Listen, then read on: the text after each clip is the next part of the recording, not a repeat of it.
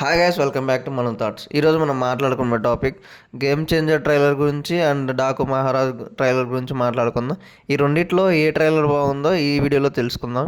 Game changer trailer వచ్చింది, Daaku Maharaj trailer వచ్చింది. ఈ సంక్రాంతి ఆసక్తికరంగా ఎదురు చూస్తున్న సినిమాలు ఇవి. గేమ్ చేంజర్ ఎన్నోసార్లు డేట్స్ చేంజ్ చేసి ఫైనల్గా సంక్రాంతికి అయితే వస్తున్నారు.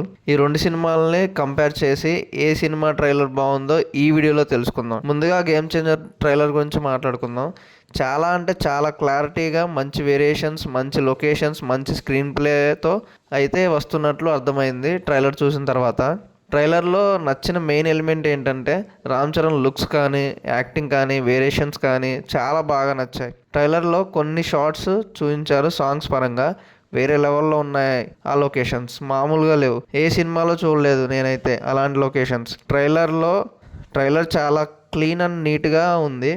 రీసెంట్ టైమ్స్లో మనం చూసుకున్నట్లయితే చాలా సినిమాలు భయంకరమైన గ్రాఫిక్స్ ఏదైతే చూపించారో ట్రైలర్లో డైరెక్టర్స్, ఆ ట్రైలర్స్ కూడా బాగానే ఉన్నాయి. బట్ ట్రైలర్లో అలాంటి గ్రాఫిక్స్ లేకుండా క్లీన్ అండ్ నీట్గా చేశారు ట్రైలర్ని శంకర్ గారు.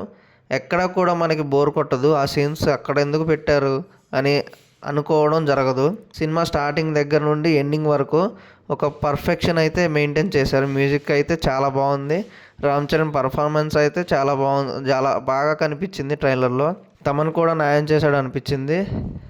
ఫ్రేమ్స్ కూడా చాలా బాగా కనిపిస్తున్నాయి. హెలికాప్టర్ షాట్ కూడా చాలా బాగుంది. ఓవరాల్గా గేమ్ చేంజర్ ట్రైలర్ చాలా బాగుంది. ఈగర్లీ వెయిట్ చేస్తున్నా సినిమా చూడడానికి. ఇంకా డాకు మహారాజ్ ట్రైలర్ గురించి మాట్లాడుకుందాం. ట్రైలర్లో 2 క్యారెక్టర్స్ అయితే చూపించాడు. డాకు మహారాజ్ క్యారెక్టర్ ఒకటి, నార్మల్ క్యారెక్టర్ ఒకటి. స్టోరీ అర్థమవుతుంది కొంచెం. డాకు మహారాజ్ దేనికి తగ్గేవాడు కాదని Daaku Maharaj flash back story అని అనుకుంటున్నాను. గేమ్ చేంజర్ ట్రైలర్ చూసుకుంటే అదంతా కలర్ఫుల్గా క్లియర్గా ఉంది. ఈ ట్రైలర్ చూస్తే అక్కడక్కడ బ్లాక్ కలర్, రెడ్ కలర్ అంతా కన్ఫ్యూజ్గా ఉంది, అస్సలు అర్థం కాలేదు. స్క్రీన్ ప్లే పరంగా గేమ్ చేంజర్ ట్రైలర్ బాగా నచ్చింది. ఇద్దరు యాక్టింగ్ ఇచ్చి పడేశారు ట్రైలర్స్లో. తమన్ 2 సినిమాలకి మ్యూజిక్ అందించాడు. గేమ్ చేంజర్లో చాలా బాగా కొట్టాడు. డాకు మహారాజులో అంతగా రాణించలేకపోయాడు. ఇంకా ఏంటి అంటే గ్రాఫిక్స్ చూసుకుంటే క్లారిటీగా అర్థమవుతుంది. అది గ్రాఫిక్స్ అని డాకు మహారాజులో పులి గ్రాఫిక్స్ ఈజీగా అర్థమవుతుంది. గ్రాఫిక్స్ పెడితే గ్రాఫిక్స్ అని అర్థం అవ్వకూడదు, అలా ఉండాలి గ్రాఫిక్స్ అంటే. ట్రైలర్ చూసుకుంటే చాలా వైలెంట్గా ఉంటుంది అని అర్థమవుతుంది. గేమ్ చేంజర్లో ఎస్జే సూర్య గారు వేరే లెవెల్లో యాక్టింగ్ చేశారు. రామ్ చరణ్ని కూడా డామినేట్ చేస్తాడని అర్థమవుతుంది ట్రైలర్ చూసుకుంటే.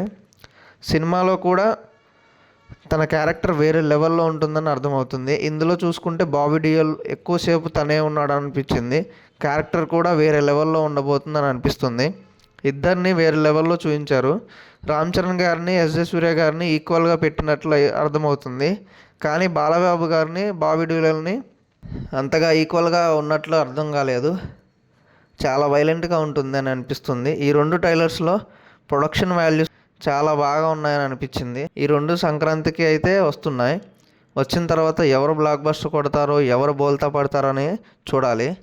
ఈ 2 ట్రైలర్ చూసిన తర్వాత మీకు ఎలా అనిపించిందో కింద కామెంట్ చేయండి. సంక్రాంతికి ఎవరు బ్లాక్ బస్టర్ కొడుతున్నారో కింద కామెంట్ చేయండి. మరిన్ని టాపిక్స్ కోసం please subscribe to my channel.